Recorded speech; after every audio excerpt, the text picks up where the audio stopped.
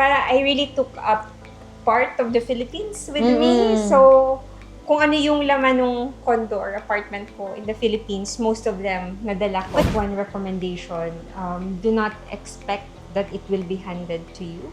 So, in my case, I really ask for the opportunity if there is to be able to live abroad and to work abroad. So I knew that my first maybe 2 to 3 years, it was me trying to figure out if my life is really here in Barcelona or in Spain. Language is a major consideration, I have to say. And it's not because you need to learn, but it's because it will define the relationships that you will have. I have to say that this is now my home. I'm building my life here and I see myself here for the long term. Wala pa share? Drinks forward. Let's talk!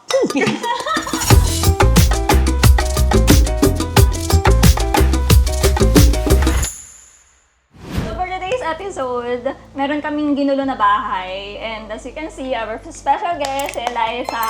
Hi guys! Welcome to my home! And i-share namin kung ano yung hinahanap na sagot ng mga tanong. Ay, naman. Hinahanap na sagot sa mga tanong. Okay, marami kasi nag-comment nito. Oo. Okay. So, isa sa mga highly requested content namin is moving to Spain from the Philippines, kung ano yung mga options. And for this episode, yung i-share namin Pwede gumalaw. is Pwede yung kay gumalaw. Eliza. So, Eliza. Gumagalaw po. So, for context, nag-relocate si Eliza dito from Philippines to Spain and sponsored siya by the company. Yun, so she's gonna share about it. I have to say that I'm fortunate that I had this opportunity to relocate from Manila to Barcelona, supported by my company. So I would have to say na siguro easier siya than most. So to give you an idea, my company helped me secure the required papers, so both in Spain and in the Philippines. So for example, I had support going through the POEA process. Tapos lahat ng documentations na kailangan ko, either it was paid for or I even have, let's say, assistance to get them. Tapos on the Spain side, I had a consultant.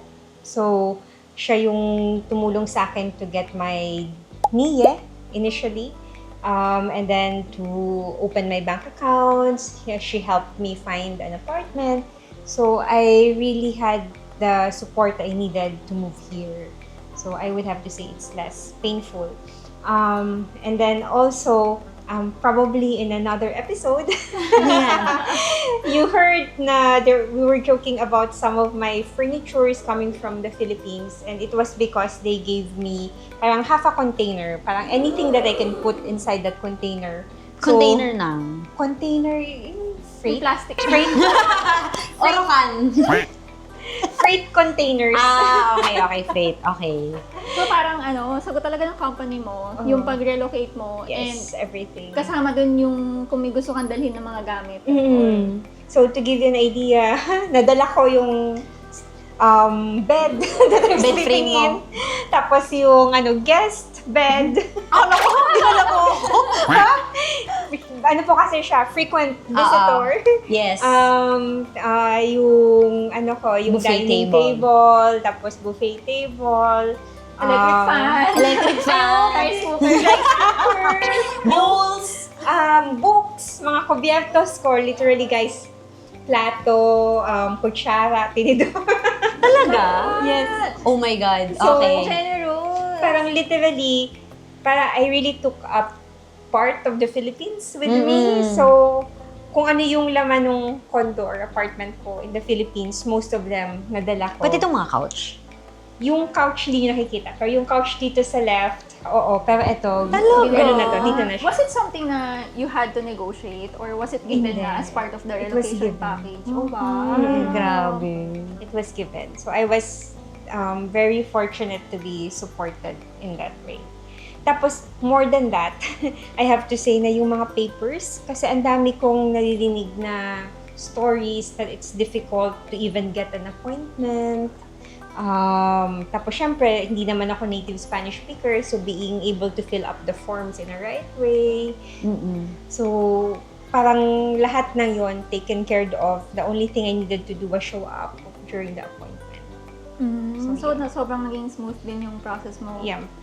Was it something na you were aware of when you were living in the Philippines din?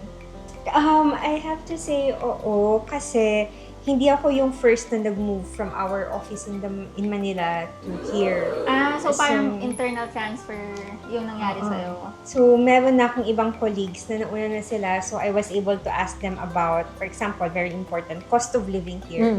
So, I asked them, eto yung offer, actually that is low, but para tinanong ko sa kanila, ano yung typical na gastos now that you're living in Barcelona? So, syempre yung cost ng apartment, electricity, internet, telephone, so yung mga basic things. So, it helped me assess na parang given ito yung basic, parang necessary expenses, okay ba yung offer for me to move here? So, does it make sense for me to move to Barcelona? Gaano katagal yung process? Tagal. Parang may trauma. I have to say, and I'm really sorry if I have, pero the difficulty came from the processes back home. Sa Philippines versus yung processes dito. Yung case ko kasi, direct hire ako, so I'm not an agency hire. So, ang daming requirements, sometimes unclear. So, I feel that it would have been more efficient if they were, for example, if there is a simple checklist from the very beginning of what I needed to provide. So, na-delay siguro ako ng 3 months because of the process back home. So, in total, kasama na yung 3 months? Gano'n 6 siya? months. Pero medyo mabilis pa rin. So, dapat kung smooth sailing lahat, roughly dapat 3 months lang. Dapat September Shucks. sana nasa quarter. Barcelona na ako, but because of the delays, I came January. But in a way, it was a blessing kasi I was able to do Christmas and then New Year back sa home. Philippines. Yeah. But it was also a bit frustrating, I have to say, kasi nga, ang tagal ng process. Saka yung uncertainty din, na you don't know what's going to happen next. Pero ang I think sa perspective din ng ibang tao, hearing that story din, parang nakaka-engganyo din kasi if you're working with a multinational company na may office din sa other countries, there are opportunities na you can do internal transfer. Yes. And then if I can make one recommendation, do not expect that it will be handed to you. So in my case, I really ask for the opportunity if there is to be able to live abroad and to work abroad. So, hindi naman siya sinabi one day na, okay, may ticket ka na. Aalis ka! Ito ang offer. Yeah. Kasi di ba sa Philippines, marami na rin naman mga international companies doon. So parang andun din yung hesitation na pwede ba akong mag-work abroad or mag-internal transfer. Pero this is only the second story I've heard na nag-internal transfer from Manila to yung sa friend ko sa Stockholm. So yung sa kanya from Manila to Barcelona. And then ayun, pwede pala, possible rin pala talaga as long as you open the conversation.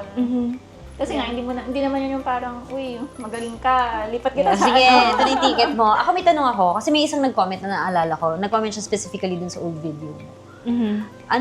Yung wala ka bang medyo naging doubt dahil nag-move ka na after 30?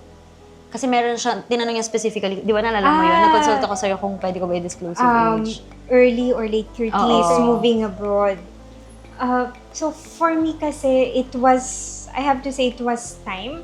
So I was looking for something different. So, hindi ko alam kung nasabi ko previously, but I felt that my career was in a plateau in the Philippines and I was looking for new things. So, and then, I think nasabi ko din na in my mind, my worst case was I will go back home. So, it was not a bad thing for me. Or I do not consider it a failure if at any point I decide to go back home.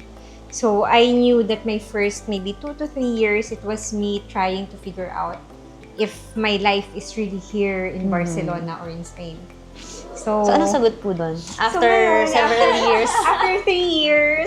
Or more? Or more. Oh, more not. After almost 7 years now. So, I have to say that this is now my home. I'm building my life here, and I see myself here for the long term. And she speaks Spanish Yes. with a Spanish passport. Isa pang question. Sa Yes. tingin mo ba, hindi associated yung age doon sa number of opportunities na available? Like, hindi ka malilimitahan dahil ganitong age ka na, nasa late 30s ka na, or masasabi mo na nakaka-affect yung age to finding jobs here? Yung first thoughts ko are, I think age still has a factor. So, for example, it's different if someone moves here at 50. So, I think 30s is okay, 40s is okay. Maybe 40s will be a bit more challenging. Pero as long as you're open to learning, open to, or maybe even have the humility that potentially what we're doing in the Philippines, the position we have in the Philippines will not be what we will have here. So, as long as there is an openness to opportunities, maybe not like for like, it's possible. Pero if you ask me siguro, and I'm only speculating, siguro if I'm in my 50s or my 60s, for example, thinking about my parents, I don't think they would want to move here. It would be difficult. Language is a major consideration, I have to say. And it's not because you need to learn, but it's because it will define the relationships that you will have, how easy the adjustment will be here. And then at the same time, again, just thinking about my parents, their life, their friends are in the Philippines. So when I moved here, I know that I don't have family here. I don't have friends here. And I know that I'm practically starting from scratch. My main comfort, yung pinaka-security ko is I have at my job. So at least that is taken care of. So, and then everything else, it's a big adjustment. Pero I don't think it's impossible. Is it difficult? Yes, it will be difficult, but it can be done. I guess yung mga magiging options lang talaga will be really different when it comes sa kung ano yung age group mo. Like, let's say, if you're moving in your 20s or 30s, possibly mahirap makahanap ng work kasi right now they're looking for someone who has more experience. Or maybe if you are in your 40s, it could be difficult in a different way naman, not only because of the opportunities abroad, but also because of the lifestyle or yung adjustments na kailangan gawin. And same goes for pag 50s or 60s ka na. So may mga iba't ibang challenges din, I would say. Tsaka siguro to give our friends additional context, when I moved here on my own. I'm single. I'm not leaving a family behind. Family meaning a partner or kids behind. So I was really, let's say, looking forward to building a life here. Pero different ba yung role mo sa Philippines nung versus nagpunta ka na dito na may bago kang or same? More or Yes, less same? It's different. Talaga? When I was in the Philippines, it was, let's say, for those maybe working in the tech or IT industry, I was more working in the operations or support side of things. And then when I moved here, I was more working on the project management side of things. And then also, when I moved here, I was fortunate to get a promotion. So, yeah, it's different. And then also, syempre, I think I mentioned in the other episode na yung culture, office culture here is different versus to ours in the Philippines. Did you have to apply for the role na available dito sa Barcelona? Yes. Okay. Yeah. So kaya nagkaroon ng changes din sa roles mo? Yeah. So, the reason that I had opportunity to move is because there is an open position here. Okay. It's not that they created a position for me, but it was available. Pero yung open position na ba yun, may na-consider din ng local? Or Hindi ko na alam kung may na-consider na local. Pero ang at least in our company, the policy is they open it internally first. Internally meaning global. Globally. Globally. Oo. So, anybody globally Okay. can Ang apply. cool. Tapos, after some time, they open it externally. And then, also, they have a certain, let's say, percentage that they allow for global transfers. Okay. So, Kasi they still have to fill the role na dapat available, wala, parang to the point na wala ka lang talaga Na-exhaust mo na yung option mo. at that Oo. time. tapos, syempre, I guess there's also the factor of retention, of providing career opportunities or movements for those who are already in the company. Did you feel a lot of pressure nung nag-apply ka for that role? Bigla naisip eh. Ito pala yung pressure. So, to be honest, no.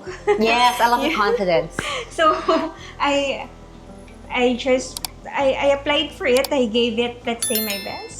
And then I'm lucky that I'm supported by my manager, my leader back then. But when I applied for it, wala kasing attachment that I need this. So, Na parang ang target mo talaga is to be in Barcelona. Feeling ko dun siguro nanggagaling yung pressure na if it's a must na whatever it Parang takes, I kahit need anong to be role there. basta nasa Barcelona. So for me, of course, I would be more than happy to move, but I'm okay to stay. So, baka yun yung, pero syempre it wasn't difficult kasi ang daming changes. So, when I got the role, I need to think about, how do I wrap up my life in the Philippines?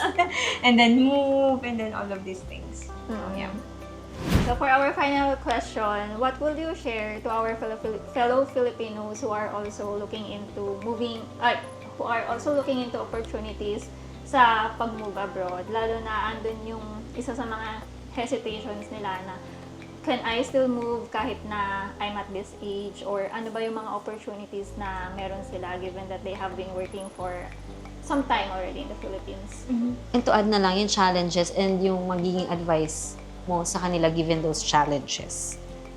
I think yung first thing is to have the courage to actually take the steps. So meaning, if you are in a global company, to ask for the opportunity, or if not, to actually start looking for the opportunities. Tapos, feeling ko closely related to the first one is yung humility. I mean, we have a lot of kababayans whose stories are very inspiring, and we know that the opportunities that they have abroad is not necessarily, for example, what they studied for or what they were doing in the Philippines. So, kung yung, at the end of the day, pros and cons, diba? So, if the benefits of moving with this certain job or role or position, parang the benefits is better for your life situation, for your family, and so on, or whatever reason, motivation you have to move, then I think it's worth it. And I think at the end of the day, if we don't take risks, nothing will happen. Sounds familiar. Okay. And if you don't ask, If you don't ask, It will then, not be given to you. Parang don't expect that something will be handed to you or spoon-fed to you. So, kailangan may action, may effort. May proactive ka. and may courage din. May courage. Is it scary? Yes, it is scary, of course. But, Worth it? worth it. Worth it. So, yun. So, di ba sabi ko parang look for opportunities, have the courage, or parang have the humility to maybe go for the opportunities that maybe not necessarily we're expecting. Tapos yung sabi nyo nga, yung courage, it's very important. And I think we need to trust that things will be okay. So, when I moved here, I mean, meron akong, kilala ko syempre yung colleagues ko working here, and then as I said, I'm not the first one who moved here, but at the same time, I really don't have literally family, blood relatives and then friends who are here in Spain. So at the end of the day, it was a solo move in a way. So, but I had to believe that it will be okay, that I will be able to adjust eventually. Kasi siguro pagdating dito, wag magmadali na dapat okay na agad. It will take time. Patience. It will take time. So, yun. So, ano nga ulit yun? Summarize. Look for opportunities. Being proactive. Humility. Tsaka courage. Courage. Okay. So, yung challenges, sa moving naman, sa logistics part, at ano yung maa-advise mo sa kanila? So, especially sa context natin, be prepared to have money available for the move. Ano lang siya, practical lang. I mean, we cannot expect that there's zero expense. So, at least, I would recommend have enough to support you in the first few months moving abroad. To give you an example, here in Spain, to get an apartment, so when I got my first apartment, ang requirement nila, because I have zero history here, I needed to put 3 months advance. And then 1 month deposit, so to give our audience an idea, so that was around 5,000 euros, if I remember correctly. So, ano siya, 300 to 400,000. but That was in 20, 2019, ano ba? 19, yeah. But at the same time, I got an apartment for myself. So, syempre, if you get an apartment with a roommate or with housemates, it will be less expensive. So, but it's important that you have something at least for the first maybe 2-3 months. I think that's the most practical advice. What else? Kung meron silang, if there is, let's say, a friend or a friend of a friend, someone that they can rely on na nandito na, it makes a huge difference if you have support. But at the same time, it's not mandatory. So I guess, just for me, it's the ability to be able to support yourself the first few months. And then if you have support, that would make life easier. Like emotional support naman. Okay. If you have questions, just comment on this video. And we'll be happy to have another chat. Another Yes. chat, yeah. Yes.